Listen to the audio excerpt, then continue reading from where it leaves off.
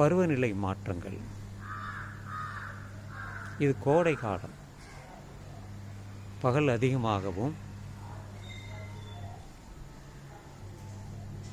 இரவு குறைவாகவும் இருக்கும். இப்பொழுது விடியற்காலை 6 மணி தான், ஆனால் 5 மணிக்கே வெளிச்சம் வந்து விட்டது.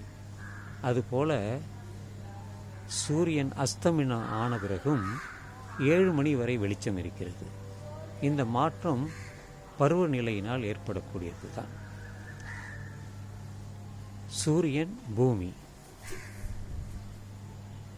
இந்த சூரியன் பூமியை சுற்றி வரும்பொழுது அது வரவில்லை.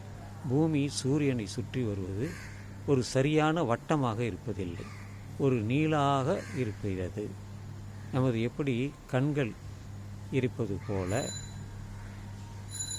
இந்த சூரியனுடைய பூமியினுடைய சுற்றுப்பாதையும் அப்படித்தான் அமைந்துள்ளது, கோள வடிவத்தில் தான்.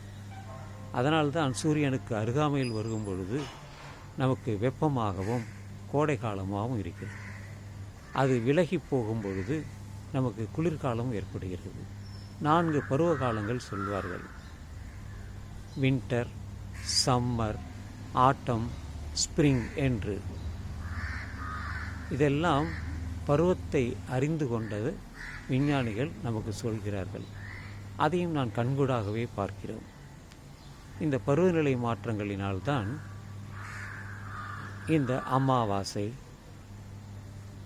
பௌர்ணமி எல்லாம் தெரிகிறது. நம் கண்களுக்கு அருகாமையில் இருப்பதால் நமக்கு இவையெல்லாம் தெரிகிறது.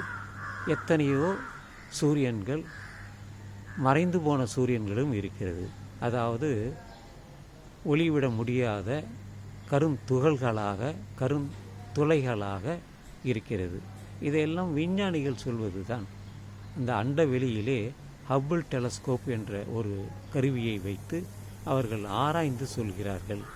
அதுபோல பல வால் நட்சத்திரம் என்று சொல்லக்கூடிய அது நட்சத்திரமே அல்ல, அது ஒரு மிகப்பெரிய ஒரு நிலம் போன்ற ஒரு பகுதி தான். அது சூரியன் வெளிச்சத்தினால் அது ஒளிர்விடுகிறது.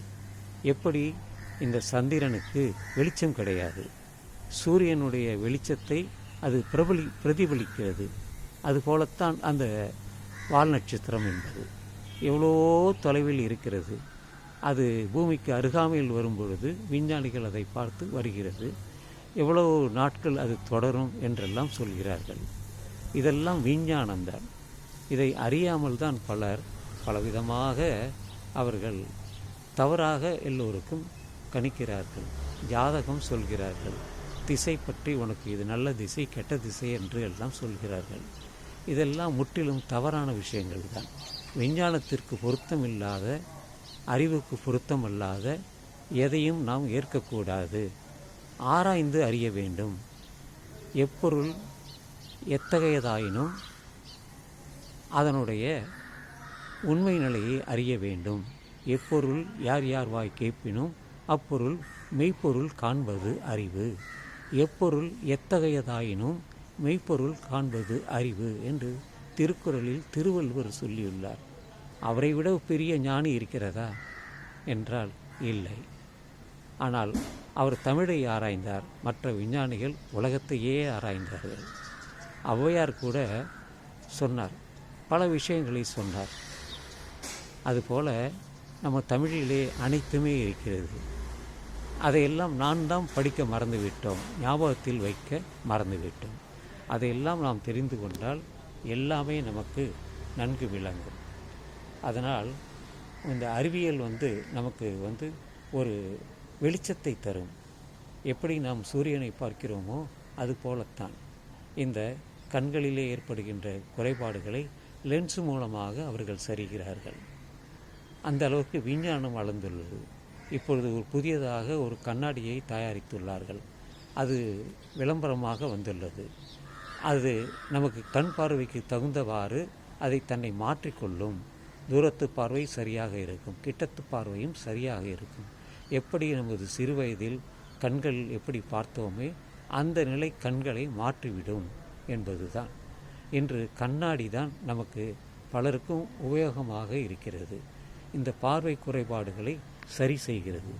எனவே விஞ்ஞானத்தை தெரிந்து கொள்வோம், அதை எல்லோருக்கும் பகிர்ந்து சொல்வோம் என்று சொல்லி இந்த காலை பதிவை நான் நிறைவு செய்கிறேன். இந்த நாள் இனிய நாளாக அமைய உங்கள் எல்லோருக்கும் நல்வாழ்த்துக்கள் நண்பர்களே.